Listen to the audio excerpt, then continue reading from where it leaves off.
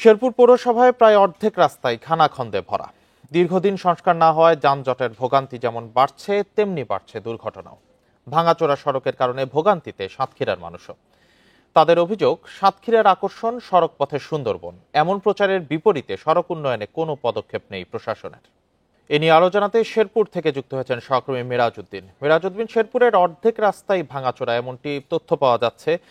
এতে ভোগান্তি কেমন হচ্ছে জানানোর পাশাপাশি জানাবেন যে কয়েকটি সড়ক সংস্কারের জন্য টেন্ডার আহ্বান করা হয়েছে, এরই মধ্যে কবে নাগাদ কাজ শুরু হতে পারে? হ্যাঁ, আপনি দেশের সীমান্তবর্তী শেরপুর জেলা শহরের যে পৌরসভা, এটা তো খুব প্রাচীনতম একটা পৌর এলাকা। তবে এই পৌরসভার কিন্তু আপনার 223 কিলোমিটার কাঁচাপাকা রাস্তা রয়েছে। এর মধ্যে কিন্তু প্রায় 30 থেকে 35 কিলোমিটার রাস্তা একেবারে কাঁচা রয়েছে। পাশাপাশি যে রাস্তাগুলি, পাকা রাস্তাগুলি রয়েছে, এই রাস্তাগুলি প্রায় অধিকাংশই আমরা দেখতে পাচ্ছি যে চলাচলের অনুপযোগী হয়ে পড়ছে, বিশেষ করে সংস্কারের অভাবে। আরেকটা বিষয় আমি আপনাকে জানিয়ে রাখতে চাই যে এখানে অভিযোগ রয়েছে যে বিগত সরকারের সময় যে রাস্তাগুলি পাকাকরণ করা হয়েছিল এবং কাজ করা হয়েছিল, এখানে অনেকটা নিম্নমানের কাজ করা হয়েছিল বলে এখানকার বেশ একটা অভিযোগ রয়েছে।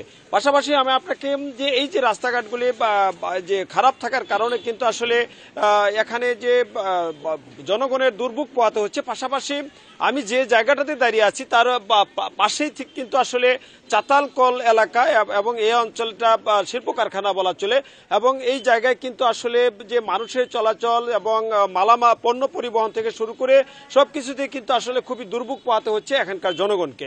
এখানে আমরা পৌর কর্তৃপক্ষের সাথে কথা বলেছি, তারা যেটা জানিয়েছেন যে তারা এই রাস্তাগুলিকে সংস্কার করার জন্য টেন্ডার আহ্বান করেছেন। তবে আমরা যে জিনিসটা আমাদের পরিলক্ষিত হচ্ছে সেটা হচ্ছে যে কোনো রকম যে রাস্তাগুলিকে চলাচলের উপযোগী করার জন্য তারা চেষ্টা করছেন যে, এবং আমরা যে বিষয়টা আমরা দেখতে পাচ্ছি যে কিছু ইট এবং কিছু মালামাল দিয়ে প্রাথমিকভাবে উপযোগী করার চেষ্টা করা হলো এই রাস্তাগুলিকে প্রকৃতপক্ষে যেভাবে সংস্কার করা এবং পুনর্নির্মাণ করা দরকার সেটা হচ্ছে না বলে আমাদেরকে স্থানীয়রা জানিয়েছেন। এবং পৌর কর্তৃপক্ষ বলছেন তারা চেষ্টা করছেন, বরাদ্দ পেলেই তারা এই রাস্তাগুলিকে পূর্ণাঙ্গ সংস্কার করা হবে বলে আমাদেরকে জানানো হয়েছে। শেরপুরের সড়কের বেহাল দশা নিয়ে জানাচ্ছিলেন সহকর্মী মিরাজউদ্দিন।